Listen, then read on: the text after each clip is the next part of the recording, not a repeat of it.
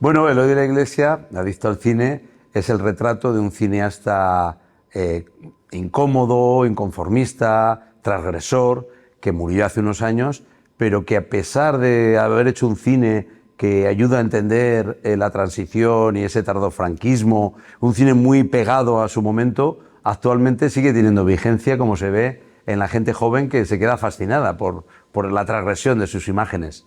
Es tanto un retrato de la persona que tuvo una vida turbulenta, como de sus películas y también de su época, ¿no? La época en la que él vivió y en la que él creó ese cine, que es fundamental entenderlo. Para entender su cine y para entenderla a él, es fundamental entender también ese momento histórico que he dicho antes, del tardofranquismo, la transición y la llegada a las libertades a España. Claro, yo había hecho biografías de siempre hasta ahora de gente que admiraba y que destacaban por su bonomía, ¿no? Evidentemente, como lo he hecho La Bordeta, todo el mundo tenía una imagen, era como un hombre que caía bien a todo el mundo, no a todo el mundo, más el espectro de la izquierda, pero bueno, caía muy bien. El padre era Eriz Mendarrieta, que hizo una labor social importantísima en Mondragón o Aute, ¿no? Y en el caso de Eloy de la Iglesia, claro, es un personaje con unos oscuros, una zona oscura que, bueno, que había que tener mucho cuidado en que no quedarse fascinado por el personaje y que no pensaran, como dice Pepe Sacristán en la película, que es un modelo a seguir, ¿no? Sino que, bueno, fue víctima de sus propios infiernos, que tenía muchos, y ese cine o esa realidad tan dura que reflejaba en sus películas, pues finalmente terminó siendo engüida por ella, ¿no? Entonces, el tener un tono que fuera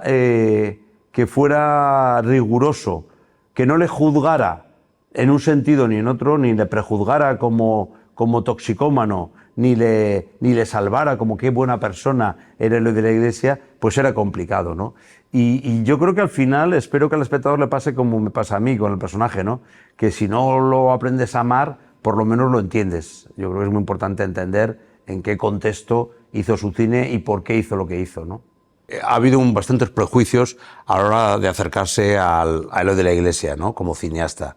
Primero, en su tiempo, la crítica, él lo dice en la película Seria o de Cejas Altas, pues veían un cine muy panfletario, amarillista, demasiado directo. Encima hay que reconocer que era un cine comercial, que gustaba a los chicos de barrio. Entonces, eso hacía que ya hubiera un primer prejuicio hacia su cine. Y luego vino precisamente sus 15 años de ostracismo, de caída en desgracia, por su adicción a las drogas, por su relación con Manzano, que le llevan a no hacer cine y a que yo creo que la sociedad española de los 90, pues esa visión tan descarnada que dio de esos años, pues no se quería reivindicar, ¿no? Yo creo que la España moderna, de la movida, de la entrada en Europa, de la OTAN, pues de repente no quería verse reflejada en esos barrios suburbios de las grandes ciudades con chicos delincuentes, ¿no?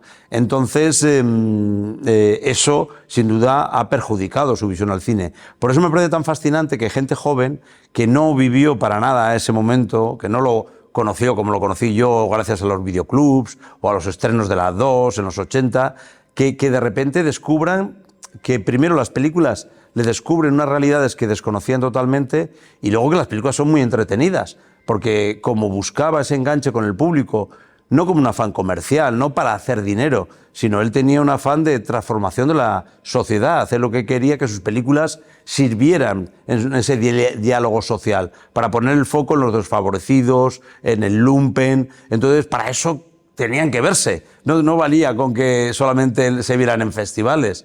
Entonces, me parece fascinante que gente de 20 y pocos años esté entregada con esas películas. O sea, creo que les puede contar cómo era la realidad y la España de sus padres, ¿no?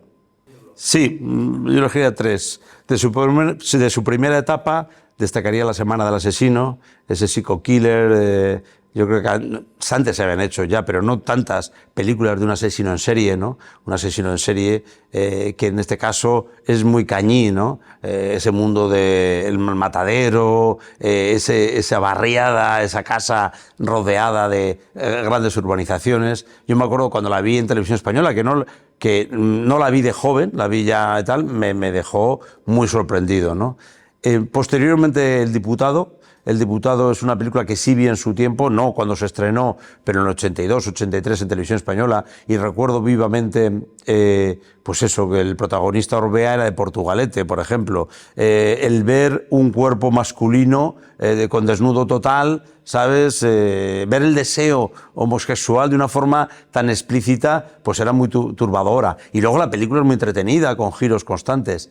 Y por último, El Pico 1, ¿no? El Pico 1, porque yo ahí sí que me acuerdo del rodaje de esa película, me acuerdo perfectamente del Bilbao, de la margen izquierda, de esos años, de la violencia de ETA, de la droga en las calles, del mundo kinky, y a mí la figura de un cineasta vasco de éxito que venía a rodar a Portugalete me parecía que era algo impresionante, de lo que yo quería hacer entonces, que había alguien que lo podía hacer. Ahora parece algo naif, ¿no? Ahora que tanto se rueda en Euskadi gracias a los incentivos fiscales, que casi es un incordio el rodaje, pues no era un evento, pero yo recuerdo mucho el rodaje del Pico, y El Pico sigue siendo una película también, como decía, muy entretenida, con un melodrama, con cambios, giros de guión, con personajes muy interesantes y con ese trasfondo de la familia y la Guardia Civil que le hacen una película, pues bueno, que se puede disfrutar mucho hoy en día.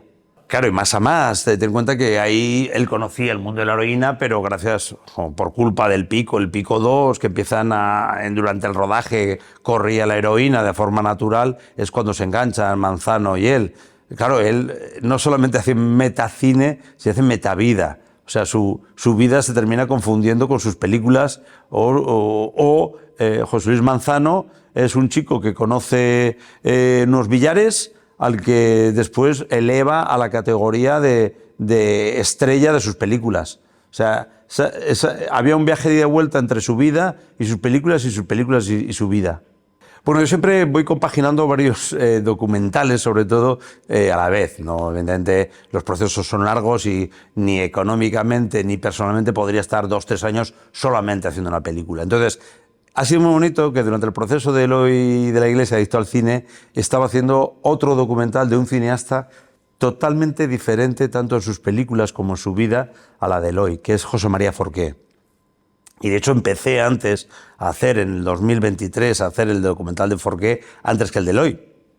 Pero bueno, el de Eloy teníamos un compromiso, un pálpito, que en el lugar al que había que llegar a presentarlo era Donosti, y entonces en un momento tuve que parar el de Forqué y meterme con el de Eloy. Pero ahora estoy terminando el documental de Forqué, que espero que llegue el año que viene, que es un acto de amor al cine. Ahí su vida no se mezcla con sus películas, sino al revés. Él se reivindica como un gran narrador, que los cineastas son como esos contadores de historias del zoco, ¿no? Y eso es lo que era José María Forqué, ¿no? Entonces, ese será el siguiente documental que espero estrenar el año que viene, pero además estoy en un proceso también de montaje y rodaje de otro documental, ya en este caso ya dejando el cine, de un bailarín de Miguel Ángel Berna, un bailarín de Aragón, que de toda su carrera, partiendo de la tradición, de la jota, del folclore aragonés, lo ha llevado por todo el mundo, pero transformándolo, modernizando. Y a partir de este momento, que está en proceso con sus 57 años de retirada, queremos reflexionar tanto de su retirada personal como echar una mirada atrás y ver si ha conseguido renovar la tradición aragonesa o no, o sigue anclada en el siglo XIX.